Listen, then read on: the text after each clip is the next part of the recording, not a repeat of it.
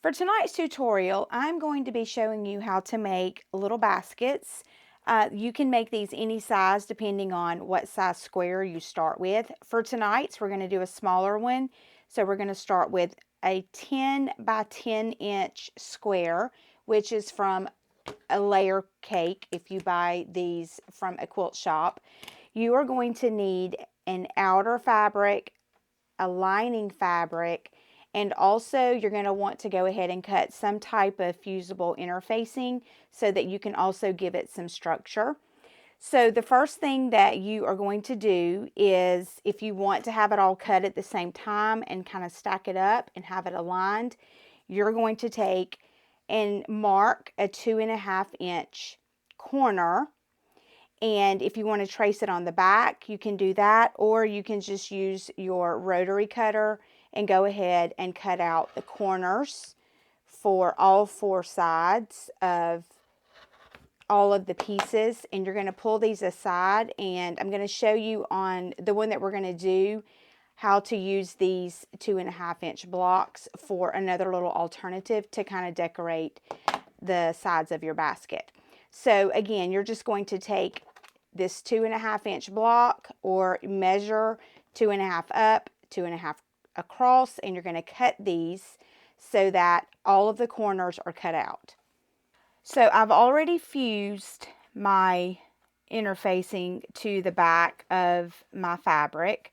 So I am going to utilize some other squares that I've already cut off to make something else kind of adhere to this. So this is one of the corners that I cut off of my lining piece, and I'm going to use this where this was cut out to make a little loop that goes on each side of my outer fabric to coordinate. So the first thing we're going to do is fold this in half, and I'm just going to sew a 1/4 inch seam right down the left side and right down the right side, just to close it, but not along the bottom.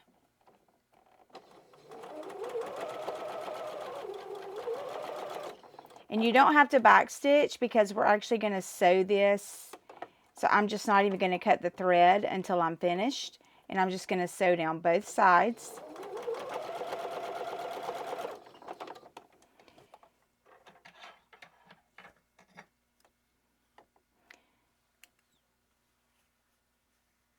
And then what we're going to do is we're going to flip this right side out. And we're going to use this just as a little hook that we can actually put a ribbon through if we wanted to cinch this little basket to put a little treat or a little gift in it.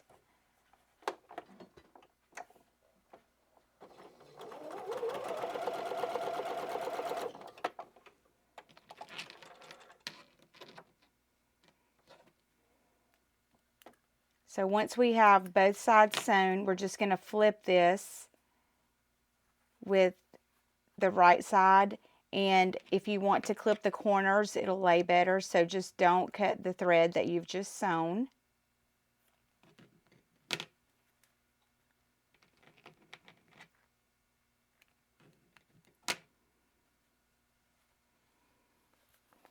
And this is just going to give us a little section that we can use to make an added little feature on the bag.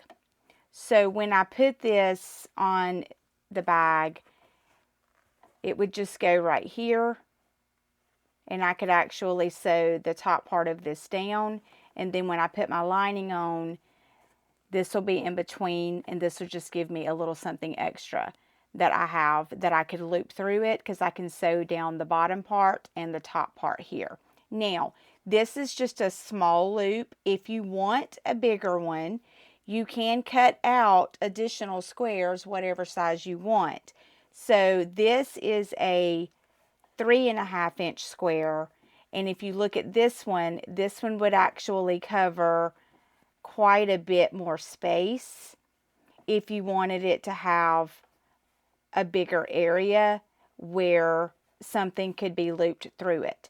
So you can decide if you want a small section or a larger section. So I think for mine, I'm going to go ahead and do a larger section. So I'm just going to repeat the process. I'm going to do all 4 of these down both sides, and I'm going to go ahead when I get done, and I'm going to stitch those across the top of this piece, and then I'm going to come back and also stitch just 1/8 of an inch here to hold it in place so that I have a loop available with this coordinating fabric.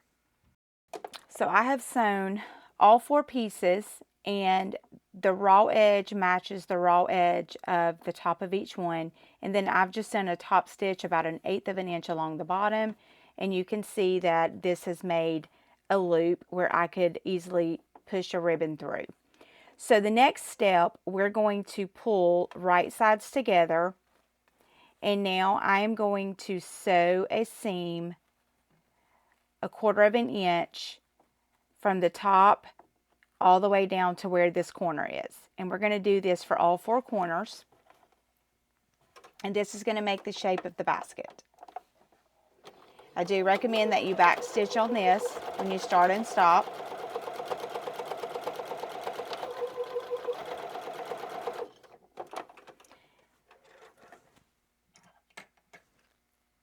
And this is just going to be the first side of our basket that forms right here for this one.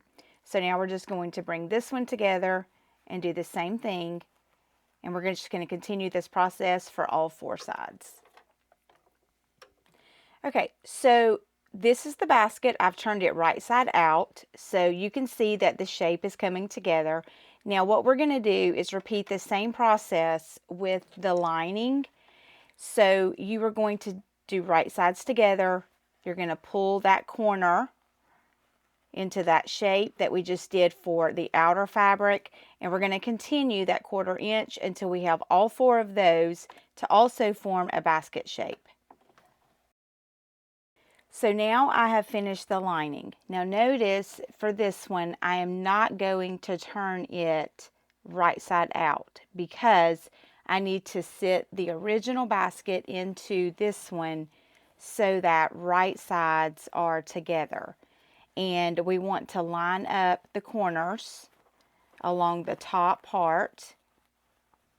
So you want the seam of the lining to match up with the seam of our outside fabric. And if you will make the seams go opposite directions, it should nest pretty good. And you can just put a clip there. And you're going to keep that aligned all the way around until you've aligned all 4 corners and nested those seams. And then we are going to top stitch all the way around the top of this to put it together. You do need to leave an opening on one side because we are going to need to be able to flip it, and then we will do a decorative top stitch or just a regular stitch around the top so that we can make this lay nice and neat with a top stitch. So we are going to leave one side open to flip it, and we're going to sew from one corner all the way around until we have the entire part pieced down. So I'm just going to start here where I'm already holding it, and I'm just going to go 1/4 inch right down on that seam, and we're just going to sew these together. Make sure you back stitch and just continue keeping your pieces together and sew all the way around the top.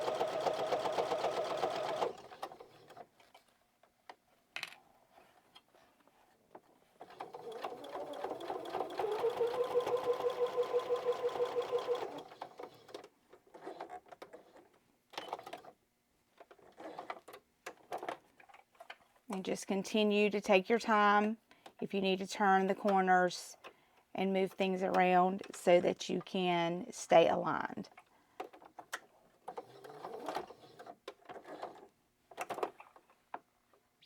So now we've sewn all the way around. I've left an opening, so now I'm just going to flip this right sides out.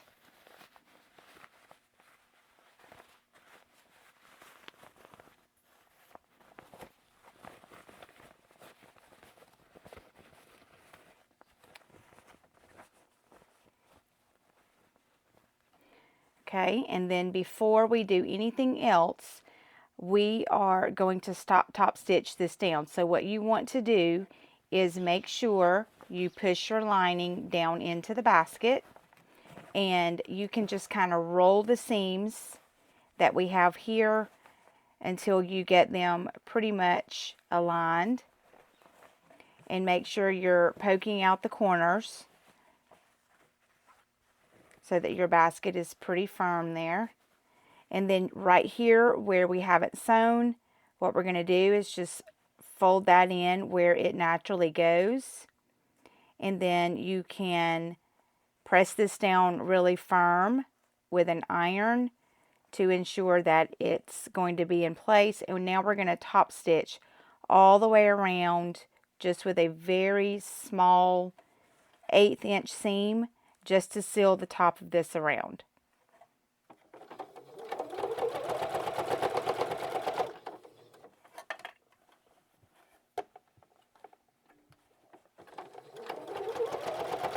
So here we have two different baskets, both made from 10-inch squares.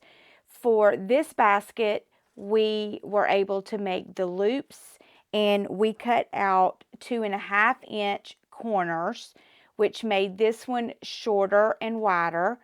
For this one, what makes it different from the 10-inch square is that for this one, I cut out 3-inch corners, which made it taller but smaller. So you can play around with different sizes of baskets depending on if you want them taller, you want to cut out a bigger corner for all four, or if you want it to be shorter but bigger around, you want to cut out your smaller size squares.